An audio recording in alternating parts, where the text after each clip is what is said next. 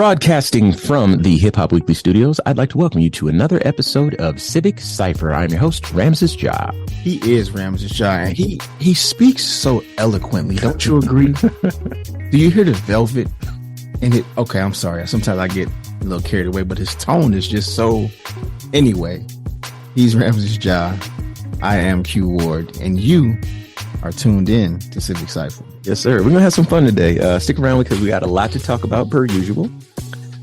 We are going to be spending some time talking about a Brooklyn neighborhood that policed itself. Is Brooklyn in the house? Without a doubt. Okay, that's Listen, what I thought.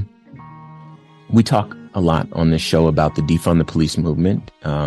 We've renamed it a couple of times, but effectually what we've described it as a reallocation of police resources and a rethinking of what policing means. And so now we have a little bit more data, and we're going to talk about it. Some has been positive, some has been challenging, but today we have a positive case, and we'd love to share the details of that with you. Also, just in time for Father's Day, we're going to be talking about Black fatherhood, specifically the myths surrounding absent Black fathers in this country, which... A heck of a story to tell and then perpetuate, isn't it? Yeah. And so, you may have grown up thinking, well, Black people just need to stay in the homes and raise their kids. Well, as it turns out, Black people are better at doing that than everybody else, Black men specifically. And the data supports that. In short, you can check that out via the CDC or just a quick Google search, and you just find out that Black fathers are doing better than everyone else.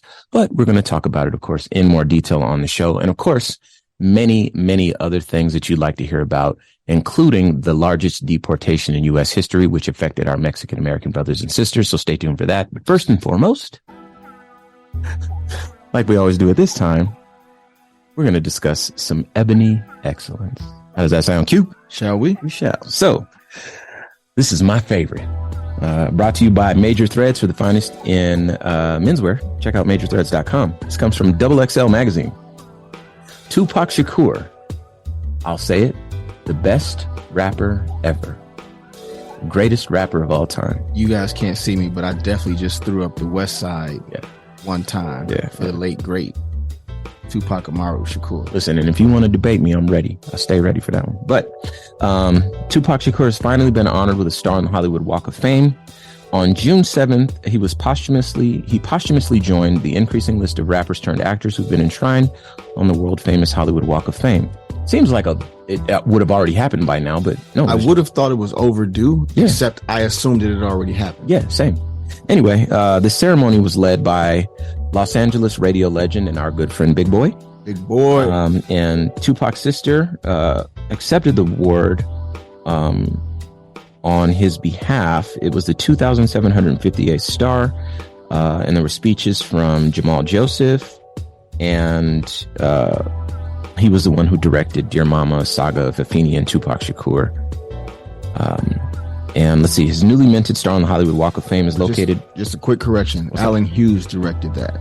Oh, okay. Jamal Joseph is a writer and activist who was also present. And shout out to Mo Preem, Tupac's brother. Perfect. As well. Thank you for that. Yeah, I misread that. Okay. And if you want to check out the star, it's located at 6212 Hollywood Boulevard in Hollywood, California. And now he joins other hip-hop notables such as DJ Khaled, Missy Elliott, and the late Nipsey Hussle.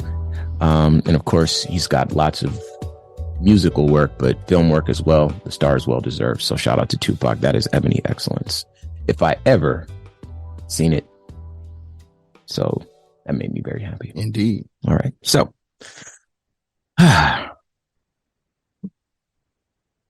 defunding the police. Man, a great idea that was challenged, which I'm not mad at. Great ideas need to be challenged, right? It was, I think we both Q and I here on the show, we both had wished that it had been marketed better. I just wish they had a think tank. Yeah. You know what I mean? Spitballed some ideas on how should we phrase this, right? Because of course you can't explain everything in a catchphrase, but defund the police sounded so, It's alarming. yeah. Yeah. It triggered an almost negative response, even in people that supported the idea. Like we've had, Ramses and I have had opportunities to have that conversation in long form. And at the end of that conversation, looked at people who were like, oh, yeah, that makes all the sense in the world. Even those people heard defund the police and were like, right. If we want to defund, we don't want to not have policing. So, one of the things that I want to say, I feel like the people who may have come up with this idea, maybe they were being intentional about having something so alarming because, for better or worse, it got everybody talking. Okay. For better or worse. That's true. But remember, at that time, we needed to have conversations. The police were killing people. I think the focus group would have helped us not have something that had such a negative immediate response. Even though it started conversations, in a lot of cases, both sides of the argument were coming to the table feeling the same. That's not what you want. Yeah, that's not the type of conversation. But the fact of the matter is that having it take center stage meant that at least some people started to conceptualize what it means to rethink policing. Some people, I'll say it again, some people started to conceptualize what it means to rethink policing. So that's a baby step. Operation Rethink Policing probably would have been a better phrase. Sure. But maybe it might not have had the same gripping effect on the populace. Now, this is me maybe making excuses or maybe trying to, imagine what the folks who came out with this idea might have been trying to do. I don't know. I don't want to profess to know. But the fact is that this idea rose up in late 2020 about defunding the police. And that led to a rethinking of what policing means, what policing should encompass. Remember, police were responding to things that didn't necessarily have anything to do with public safety. Still. Yeah. And they were responding to bona fide medical, health-related emergencies. With weapons drawn. You see what I'm saying? And you said this before on the show, to the man with the hammer, everything is a nail. Mm-hmm. Is there some sort of like saying or anecdote or something like that? Some sort of, I forget the name of it, but I think it encompasses kind of the feeling when it comes to at least enough police to where we can identify there's a problem. Sure, not every police officer is bang, bang, shoot them up. Let me get my gun first. I recognize and see that immediately. But there is a problem. And the people that turn a blind eye to this problem are the people often enough where the problem doesn't affect them or their communities. It doesn't show up at their doorstep, so it's not happening. Right. Or it's not important. So let's say if, even if we just take a small number, 1% of the police is they're out of pocket, out of line, and 99% are good. 1% is a high number. But listen, let's just hear me out because it's simple for the listeners to follow. 1% of the police are bad. They're pulling out guns or mistreating people, police brutality, not playing by the rules, doing illegal activity, you name it, right? Because the consequences are so dire for police mistakes, and indeed, police end up making up for it, and taxpayers, because of qualified immunity. Police are never held accountable for mistakes they make, or indeed egregious overstepping of their boundaries. But let me say this. Because the consequences are so dire, because oftentimes they're life and death, because they're recorded, because we have to witness it, and because it doesn't affect certain communities, they're able to turn a blind eye to it. Now let's swap it out. Let's say 1% of pilots are bad apples. Okay. It's a phrase that we've heard used in a lot of these stories. Sure. Now all of a sudden it's everybody's problem. And you get this with the FAA, I believe it is, right? The Federal Aviation Administration, I want to say. There's no such thing as 1%. There's no such thing as bad pilots, period. That is not a job where you're not a pilot anymore. Once you've proven that you're a bad one, then okay. That's it, right? You don't do this commercially anymore. Exactly. when it comes to like doctors and you can lose your medical license. You can be disbarred if you're a bad lawyer, all of these things. There's all this sort of oversight, but for policing, we've given them carte blanche to write their own rules to insulate themselves from the consequences of their actions. Qualified immunity. And oftentimes it's Black people, Black and brown communities and poor communities that end up bearing the brunt of police violence. And we end up incarcerated or getting involved in the carceral system in this country because of bad actors or because of a litany of other circumstances. And that shapes outcomes not just for individuals, but for communities. Let's add one more thing. I know I'm on my soapbox here, but follow me. I'm going to add one more thing here. Oftentimes, the recruitment tactics for police are in such a way that they attract people who have a predisposition toward violence. If your police recruitment video shows everybody in a tank riding through a war zone, jumping out and shooting, in the practice fields or whatever, hashtag Stop Cop City, folks jumping out, shooting guns. It's too late. I think they already. No, it's not. It's never too late. They already moved forward. No, it's never too late. I had a conversation with Yanaja Lone Wolf recently on the BIN Daily podcast, and there's still some movement there. So keep the faith, everyone. Discouraging story. Keep the faith, everyone. But, if they're playing this like death metal music in the background and they have like the Punisher logo, that you might be attracting a violent sort of person to engage in this. Add to that the systemic and historical composition of police, which is overwhelmingly white and overwhelmingly male. And it's not an accurate reflection of the population. And so you end up with this toxic mix of folks who are deciding what policing is. But because that's what we're used to, because this is what we've seen, then we find it hard to challenge that. So the 1% of police is too high a number. And I believe that that's even too, you seem like you might have had some data on that. It's close to 10,000 officers would be 1%. Okay. So you're talking about 10,000 potential murderers, drug traffickers, kidnappers. Again, in this bad actors. Let's make it a little bit more general and a little bit more palatable. But that's 10,000 though. That's not a couple hundred. That's not a couple. Yeah. Right. Because one bad pilot would be too many. Yeah. 10,000 possible bad actors should be way too many. Right. And again, this is a thought experiment. I suspect that there are more than 1%. You can just look at the domestic violence that is reported for police officers. That's reported, right? It's common knowledge that police officers are prone to domestic violence. Again, these recruitment tactics tend to recruit people with a predisposition toward violence. They want to beat them up. They want to shoot them up. They want to, do this sort of stuff. So I say all that to say, rethinking policing was the order of the day. Still is, very much so. And one of the things that came from that rethink was this idea of community policing, right? In other words, we don't need to invest billions of dollars into policing. We can invest into programs that actually have a direct and proven impact on crime rates. Things like daycare, access to daycare has a direct effect on crime rates. It is proven, it is well documented.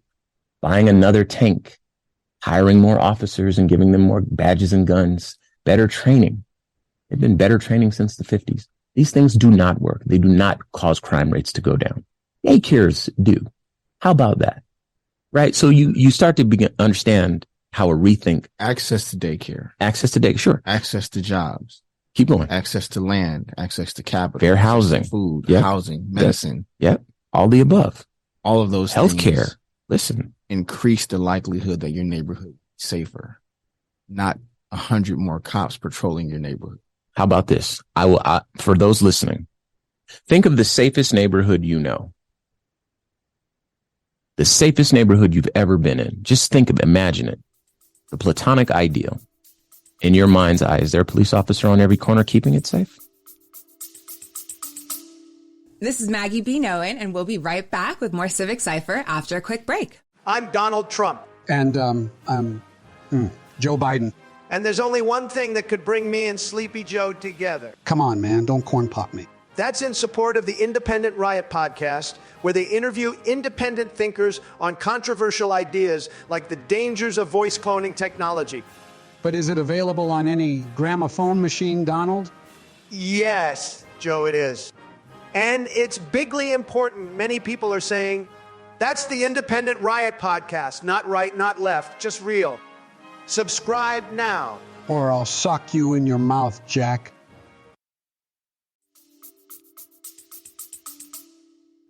You might not picture a police squad car at all. So what makes that neighborhood safe? The fact that nobody needs anything.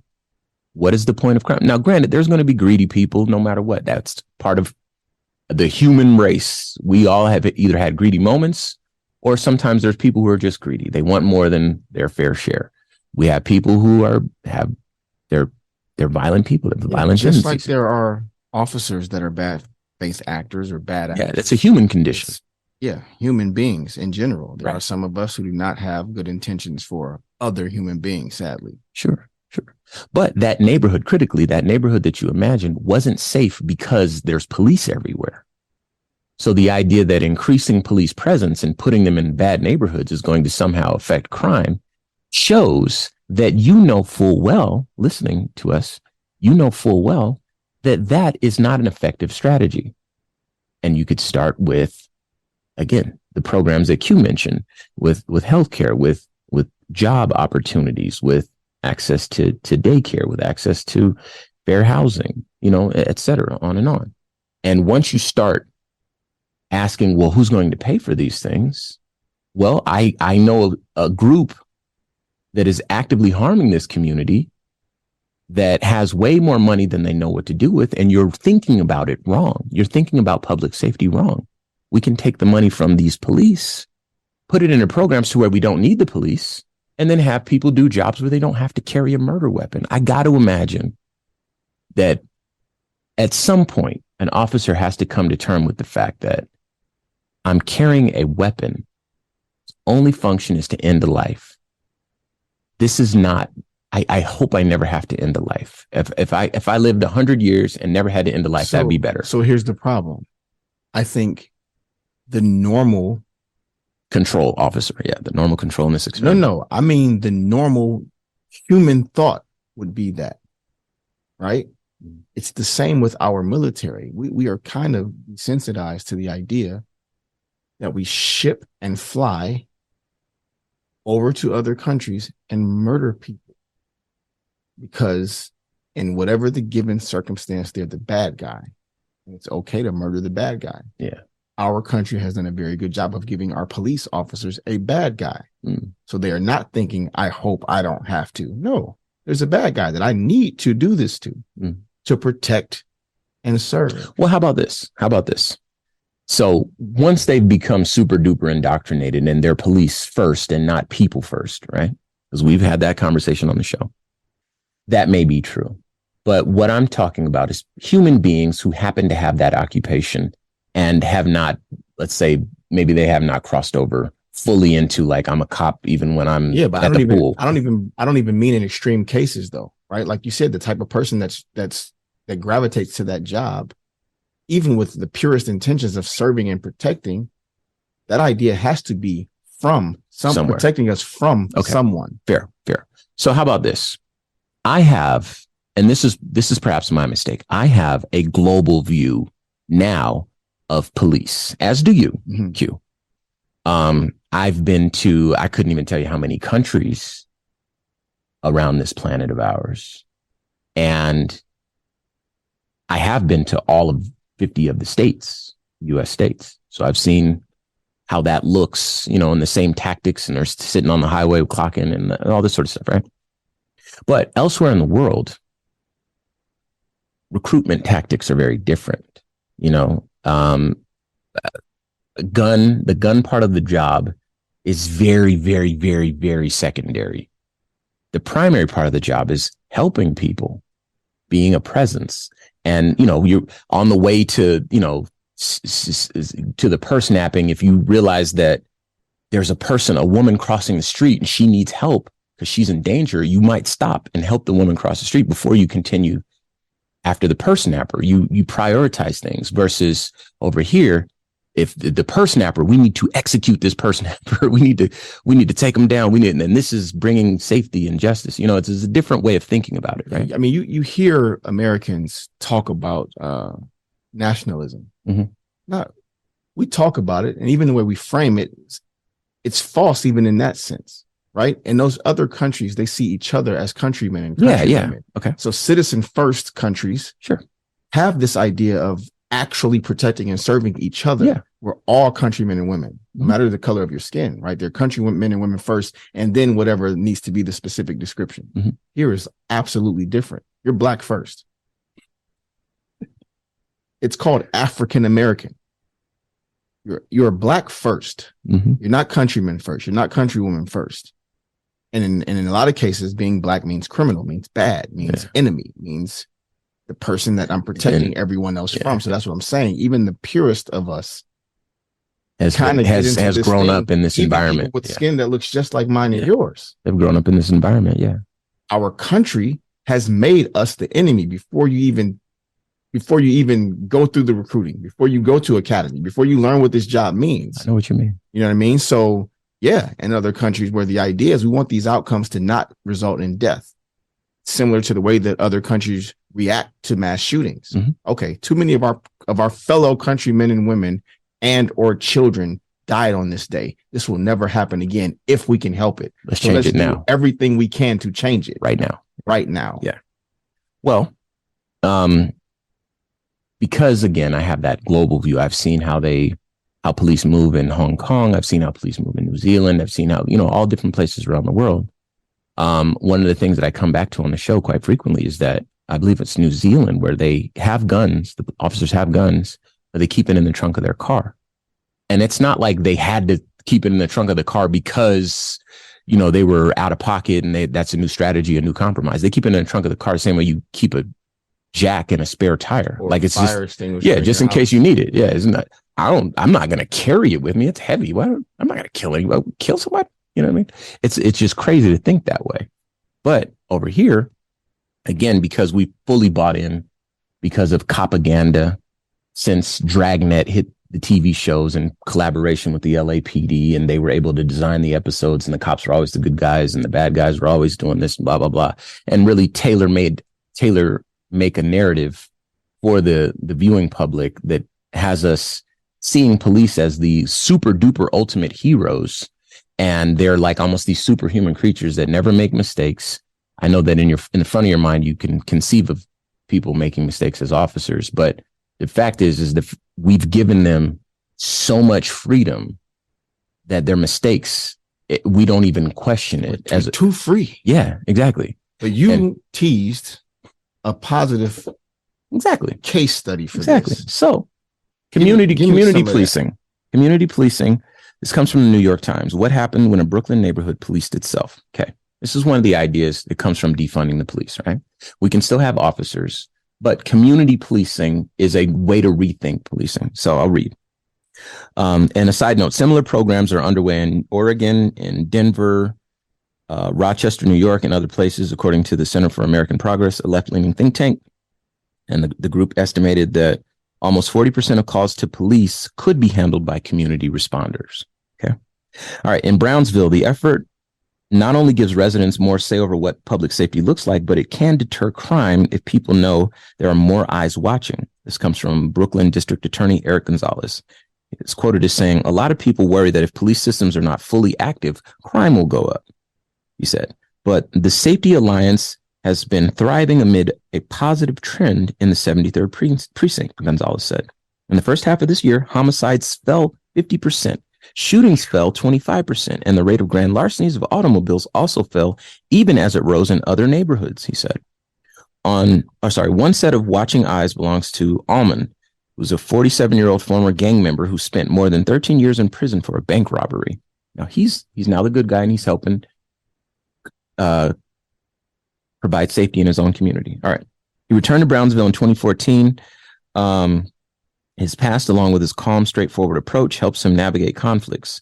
During one Safety Alliance week, he persuaded a man going into a bodega with a gun to give him the weapon and go home. The next day, that same man returned, but this time to volunteer.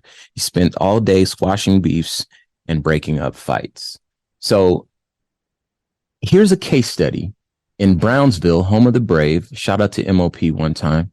I love small sample size. However, you cannot argue with the results. 50% decrease in shootings, 25%, or in murders, 25% decrease in shootings. That's significant. So bear in mind that rethinking policing is a worthwhile endeavor. And then in freeing up the fiscal resources, you can invest in programs that actually do impact crime. Just some food for thought. All right.